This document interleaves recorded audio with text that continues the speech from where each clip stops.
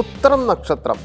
ഉത്രം നക്ഷത്രക്കാർക്ക് പൊതുവെ റെസ്പോൺസിബിലിറ്റി കൂടുതലായിരിക്കും, ഡിഗ്നിറ്റി ഉണ്ടാവും, പോരാത്തതിന് ഒരു ലോങ് ടേം തിങ്കിങ്ങും ഉണ്ടാവും. ഒരു ജന്മസിദ്ധമായ ഒരു ലീഡർ മൈൻഡ് സെറ്റ് നിങ്ങൾക്ക് എന്തായാലും ഉണ്ട്. എനിക്ക് മാത്രമല്ല എൻ്റെ ആളുകൾക്കും നല്ലത് വേണം എന്നൊരു ചിന്ത നിങ്ങൾക്ക് ഉണ്ട്. ഒരിക്കൽ കമ്മിറ്റ്മെൻ്റ് എടുത്താൽ എന്തായാലും വിട്ടുപോകില്ല. സെൽഫ് റെസ്പെക്റ്റ് കിട്ടിയാൽ നിങ്ങൾ ജീവൻ കൊടുക്കും. ഡിസ്റെസ്പെക്റ്റ് വന്നാൽ നിങ്ങൾ എന്തായാലും അവരായിട്ട് നല്ല ഡിസ്റ്റൻസ് എന്തായാലും ഉണ്ടാക്കും. നിങ്ങളുടെ ഇന്നർ നേച്ചർ എന്ന് പറയുന്നത് ഇമോഷണൽ കൺട്രോൾ ചെയ്യാൻ പഠിച്ചവരാണ്. ഉള്ളിൽ സെൻസിറ്റീവാണ്, എന്നാൽ പുറത്ത് നല്ല സ്ട്രോങ് ആയിട്ട് കാണുകയും ചെയ്യും. ഫേക്ക് ആളുകളെ വേഗം ഡിറ്റക്റ്റ് ചെയ്യും. അതുകൊണ്ട് നിങ്ങളെ പറ്റിക്കാൻ അധികാർക്കും പെട്ടെന്ന് പറ്റില്ല. പക്ഷേ അവർ നിങ്ങളെ സെൽഫ് റെസ്പെക്റ്റ് ചെയ്യുകയും അവർ നിങ്ങളെ പൊക്കിപ്പറയുകയും ചെയ്യുമ്പോൾ ഓട്ടോമാറ്റിക്കലി നിങ്ങൾ അവരെ വിശ്വസിച്ച് പോവും. നിങ്ങളുടെ വീക്ക് സൈഡ് എന്ന് പറയുന്നത് എല്ലാം തന്നെ ഷോൾഡറിലെടുത്ത് മെൻ്റലി എക്സോസ്റ്റഡ് ആവും. അങ്ങനെ എല്ലാ കാര്യങ്ങളും നിങ്ങളുടെ തലയിൽ വെക്കേണ്ട ആവശ്യമില്ല. പറ്റാത്ത കാര്യങ്ങൾ എപ്പോഴും പറ്റില്ല എന്ന് പറയുന്നതായിരിക്കും ഏറ്റവും നല്ലൊരു കാര്യം. ഹെൽപ്പ് ചെയ്തിട്ടും അപ്രിസിയേഷൻ കിട്ടിയില്ലെങ്കിൽ സൈലൻ്റായിട്ട് ഹേർട്ടാവും. അതാണ്. അതുകൊണ്ട് നിങ്ങൾ മറ്റുള്ളവർക്ക് ഞാൻ എന്തിനാ അവർ ഇപ്പോൾ സഹായിച്ച് ഒരു നന്ദിയില്ലാത്ത വർഗ്ഗങ്ങളാണ് എന്നൊക്കെ നിങ്ങൾ കൂടുതലും ചിലപ്പോൾ പറഞ്ഞു എന്ന് വരും. ഞാനെല്ലാം സഹിക്കണം എന്നൊരു മൈൻഡ് സെറ്റ് ഉണ്ട്. അങ്ങനെ എല്ലാം സഹിക്കേണ്ട ആവശ്യമൊന്നും നിങ്ങൾക്ക് ഇല്ല. നിങ്ങൾ കൂടുതലും നിങ്ങളുടെ കാര്യം നോക്കുകയായിരിക്കും ഏറ്റവും നല്ലത്. ഈ കഴിഞ്ഞ 2025 നിങ്ങൾക്ക് നല്ല പ്രഷറും അത്യാവശ്യം റെസ്പോൺസിബിലിറ്റിയും ഉള്ള ഒരു വർഷം തന്നെയായിരുന്നു. കരിയറിലായാലും ഫാമിലിയിലായാലും റെസ്പോൺസിബിലിറ്റി കൂടി വരികയും ചെയ്തു. റിലേഷൻഷിപ്പിൽ നല്ല മിസ്അണ്ടർസ്റ്റാൻഡിങ്ങും ഉണ്ടായിരുന്നു. ഇമോഷണൽ ഡിസ്റ്റൻസും നിങ്ങൾ എന്തായാലും വെച്ചിട്ടുണ്ട്. പൈസ വരുമെങ്കിലും സേവ് ചെയ്യാൻ പറ്റാത്ത ഒരു വർഷമായിരുന്നു 2025. എൻ്റെ ലൈഫ് ഞാൻ ഒറ്റയ്ക്ക് മാനേജ് ചെയ്യണം എന്നൊരു റിയലൈസേഷൻ നിങ്ങൾക്ക് എന്തായാലും ഉണ്ടായിട്ടുണ്ട്. 2025 അവസാനത്തോടെ ഇനി ഞാൻ ബൗണ്ടറീസ് വെക്കും, എൻ്റെ സമാധാനമാണ് ഏറ്റവും വലുത് എന്നൊരു തീരുമാനത്തിൽ നിങ്ങൾ അവസാനം എത്തിയിട്ടുണ്ടാവും. ആ തീരുമാനത്തിൽ തന്നെ ഉറച്ചു നിൽക്കുക. എന്തൊക്കെ വന്നാലും ആരൊക്കെ കുറ്റപ്പെടുത്തിയാലും ആ തീരുമാനത്തിൽ നിങ്ങൾ വ്യതിചലിക്കാൻ പാടുകയില്ല. 2026 നിങ്ങൾക്ക് എന്തായാലും കുറച്ച് സ്റ്റെബിലിറ്റി, റെക്കഗ്നിഷൻ, ഇമോഷണൽ ക്ലാരിറ്റി എന്തായാലും ഉണ്ടാവും. 2026 ജനുവരി എന്തായാലും സ്ലോ സ്റ്റാർട്ടായിരിക്കും നിങ്ങൾക്ക് ഉണ്ടാവുക. പഴയ ഇഷ്യൂസ് എല്ലാം മെൻ്റലി കുറച്ച് ഡിസ്റ്റർബ് ചെയ്യും. ജോലിയിലായാലെങ്കിലും സ്റ്റഡീസ് ആണെങ്കിലും അതിലൊക്കെ പ്രഷറും എന്തായാലും ഉണ്ടാവും. അതുകൊണ്ട് നിങ്ങൾ എന്തായാലും റിയാക്ട് ചെയ്യാൻ പോകരുത്. എല്ലാം ഒബ്സർവ് ചെയ്യുക, കേട്ടുകൊണ്ടിരിക്കുക. അവർ പറഞ്ഞത് ചെയ്തു കൊടുക്കുകയും ചെയ്യാൻ പെട്ടെന്ന് എന്തായാലും ഒരു തീരുമാനം എടുക്കരുത്. ഫെബ്രുവരി മാസത്തിൽ കരിയറിൽ എന്തായാലും ഒരു ക്ലാരിറ്റി തുടങ്ങും. ഇൻ്റർവ്യൂസ്, ന്യൂ ഓപ്പർച്യൂണിറ്റീസ് അതിന് അതെല്ലാം എന്തായാലും വരും. റിലേഷൻഷിപ്പിൽ ഓണസ്റ്റ് കോൺവെർസേഷൻ എന്തായാലും ഉണ്ടാകും.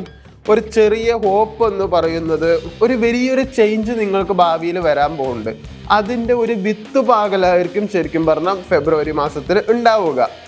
മാർച്ച് മാസത്തിൽ കോൺഫിഡൻസ് തിരികെ വരും. ഫിനാൻഷ്യൽ ഇമ്പ്രൂവ്മെൻറ്റ് ചെറുതായിട്ടൊന്ന് ഉയരും. ഒരുപാടൊന്നും ഉണ്ടാവില്ല, ചെറുതായിട്ടൊന്ന് ഉയരും. ഒരാൾ സപ്പോർട്ടായിട്ട് എന്തായാലും നിങ്ങളുടെ അടുത്ത് വരും. അത് പ്രണയമാണെന്നൊന്നും നിങ്ങൾ വിചാരിക്കരുത്. അത് നിങ്ങളുടെ സപ്പോർട്ടിന് വേണ്ടിയിട്ട് മാത്രമാണ്. വേണമെച്ചാൽ അവരുടെ എന്തെങ്കിലും ആവശ്യം കൂടി ഉണ്ടാവുമായിരിക്കും. പക്ഷെ അതെന്തായാലും ജെന്യൂൻ ആയിരിക്കും. അതൊരു ഇന്നർ സ്ട്രെങ്ത് കിട്ടുന്ന ഒരു മന്ത് തന്നെയാണ്. April മാസത്തിലൊരു recognition മന്താണ്. ഓഫീസിലായാലും ബിസിനസ്സിലായാലും എന്തായാലും ഒരു അപ്രിസിയേഷൻ നിങ്ങൾക്ക് ഉണ്ടാവും. ഈഗോ ക്ലാഷ് എന്തായാലും ഉണ്ട്. അതുകൊണ്ട് ഹാൻഡിൽ ചെയ്യണം. പൊട്ടിത്തെറിച്ച് അത് വലിയ പ്രശ്നമാവും. ഈഗോ കാരണം മറ്റുള്ളവരുടെ പണി ഏറ്റെടുത്താലും താഴ്ന്നു കൊടുത്താലും പ്രശ്നം തന്നെയായിരിക്കും. റെസ്പെക്റ്റ് കുറച്ച് കൂടുതലുള്ള മന്താണ്. അതുകൊണ്ട് അത് വിട്ട് കളിക്കരുത്. മെയ് മാസത്തിൽ പ്രണയമായാലും അട്രാക്ഷൻ ആയാലും കുറച്ച് കൂടുതൽ തന്നെയായിരിക്കും. സിംഗിൾ ആണെങ്കിൽ ഒരു മീനിങ് ഫുൾ കണക്ഷൻ എന്തായാലും നിങ്ങൾക്കുണ്ടാവും. കല്യാണം കഴിഞ്ഞവരാണെങ്കിൽ ബോണ്ടിങ് കുറച്ച് ഇമ്പ്രൂവ് ആവും.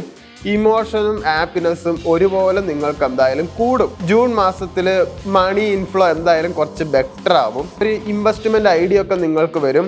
അസറ്റ് പ്ലാൻ ചെയ്യും. പുതിയത് വാങ്ങാൻ ചിലപ്പോൾ നിങ്ങൾ പ്ലാൻ ചെയ്യാൻ സാധ്യതയുണ്ട്. ഉറക്കം നന്നായിട്ട് ശ്രദ്ധിക്കണം. നിങ്ങൾക്ക് നല്ല രീതിയിൽ സ്ട്രെസ് എന്തായാലും ഉണ്ടാവും. വെറുതെ ഓരോന്ന് ചാടിക്കയറിയിട്ട് ഉറക്കമില്ലാണ്ട് ഓവർ തിങ്ക് ചെയ്തിട്ടും വലിയ കാര്യമൊന്നുമില്ല. സ്റ്റെബിലിറ്റി ഒന്ന് ബിൽഡ് ചെയ്യണ ഒരു മന്തും കൂടിയാണ്. ജൂലൈ മാസത്തിൽ അൺഎക്സ്പെക്റ്റഡ് എക്സ്പെൻസ് എന്തായാലും നല്ല രീതിയിലുണ്ടാവും. റെസ്പോൺസിബിലിറ്റി എന്തായാലും കൂടും. പോരാത്തതിന് പഴയ ഫാമിലി ഇഷ്യൂ എന്തായാലും വീണ്ടും അത് അന്തരീക്ഷത്തിൽ പടരാൻ എന്തായാലും തുടങ്ങും. ഒരിക്കലും പാനിക് ആവരുത്. അതൊരു താൽക്കാലികം മാത്രമാണ്. ആഗസ്റ്റ് മാസത്തിൽ കരിയറിൽ ഒരു ബ്രേക്ക് ത്രൂ എന്തായാലും ഉണ്ടാവും. പ്രമോഷനും അതുപോലെ റോൾ ചേഞ്ചും എന്തായാലും ഉണ്ടാവും. ബിസിനസ് എന്തായാലും എക്സ്പാൻഷൻ ചെയ്യാൻ ഒരു സാധ്യത കാണുന്നുണ്ട്. അതെല്ലാം നിങ്ങളുടെ കയ്യിലിരിപ്പ് പോലെ ഇരിക്കും. എന്തായാലും ഒരു ലോങ് ടേം ഗ്രോത്തിന് ഒരു തുടക്കം കുറിക്കും. സെപ്റ്റംബർ മാസത്തിൽ ഇമോഷണലി എന്തായാലും ഓവർലോഡ് ആവും. മറ്റുള്ളവർ നിങ്ങളുടെ ക്ഷമ അങ്ങോട്ട് നല്ല രീതിയിൽ പരീക്ഷിക്കും. അതുകൊണ്ട് നിങ്ങൾ കൺട്രോൾ ചെയ്യണം. റിലേഷൻഷിപ്പിൽ കമ്മ്യൂണിക്കേഷൻ നല്ല ഇമ്പോർട്ടൻ്റ് ആണ്. എല്ലാ കാര്യങ്ങളും റിലേഷൻഷിപ്പിൽ പക്കയായിട്ട് തന്നെ പറയണം. ഒരു ആർഗ്യുമെൻറ്റിനെക്കാട്ടിലും സൈലൻസ് ആണ് ശരിക്കും പറഞ്ഞാൽ നിങ്ങൾക്ക് നല്ലത്. റിലേഷൻഷിപ്പിൽ എല്ലാ കാര്യം പറയണം എന്ന് പറയുമ്പോൾ അതൊരു ദേഷ്യപ്പെട്ട് പറഞ്ഞിട്ട് ഒരു കാര്യവുമില്ല. ഒക്ടോബർ മാസത്തിൽ ഒരു ലക്ക് വരാൻ സാധ്യത വളരെ കൂടുതലാണ്. ഒരു ട്രാവൽ എന്തായാലും ഉണ്ടാവും. ഒരു റീലൊക്കേഷൻ ചാൻസ് എന്തായാലും ഉണ്ടാവും. പുതിയ കാര്യങ്ങൾ പഠിക്കും. അതിനൊരു സർട്ടിഫിക്കേഷനൊക്കെ കിട്ടാൻ ചാൻസ് ഉണ്ട്. ഒരു ഫോർച്യൂൺ ടേണിംഗ് മന്ത് തന്നെയായിരിക്കും അത്. നവംബർ മാസത്തിൽ ഹാപ്പിനെസ് വീണ്ടും തിരികെ വരും. ലവ് കമ്മിറ്റ്മെൻ്റ് ഒക്കെ ഉണ്ടാവും. കല്യാണത്തെ പറ്റി ഒരു സംസാരമൊക്കെ എന്തായാലും തുടങ്ങും.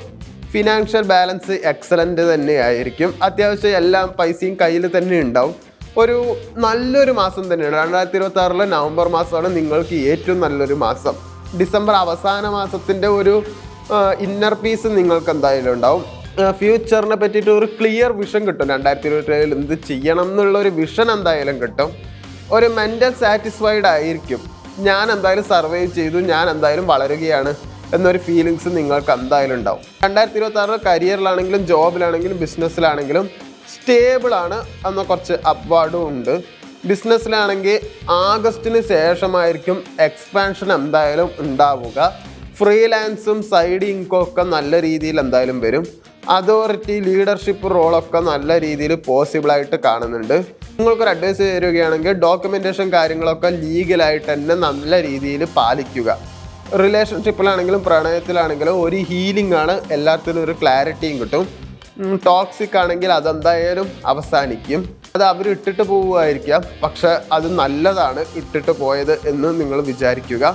ഒരു ട്രൂ കണക്ഷൻ ആണെങ്കിൽ അത് കുറച്ച് സ്ട്രെങ്തൻ തന്നെ ചെയ്യും. നവംബറിലും ഡിസംബറിലുമാണ് കല്യാണം നിങ്ങൾക്ക് നടക്കാൻ സാധ്യത കൂടുതലും കാണുന്നത്. ഒരു പ്രണയത്തെക്കാട്ടിലും ഈഗോ വിൻ ചെയ്യാനാണ് സാധ്യത വളരെ കൂടുതൽ. ഫിനാൻസ് നോക്കുകയാണെങ്കിൽ ഇൻകം സ്റ്റഡി തന്നെയാണ്. സെക്കൻഡ് ഹാഫിന്, അതായത് ഒരു ജൂണിന് ശേഷമൊക്കെ അത്യാവശ്യം കയ്യിൽ പൈസ എന്തായാലും നിൽക്കും. ഒരു ഗോൾഡ്, ഒരു അസറ്റ് ഇൻവെസ്റ്റ്മെൻ്റ് ഒക്കെ നല്ല രീതിയിൽ ഫേവറബിൾ ആണ്. കടം ഒരിക്കലും കൊടുക്കരുത്, പറ്റില്ല എന്ന് പറയാം. അത് ആര് ചോദിച്ചാലും ശരി. വേണമെച്ചാൽ നിങ്ങളുടെ അമ്മയായിരിക്കാം, അച്ഛനായിരിക്കാം, അനിയനായിരിക്കാം, ആരായിരിക്കാം.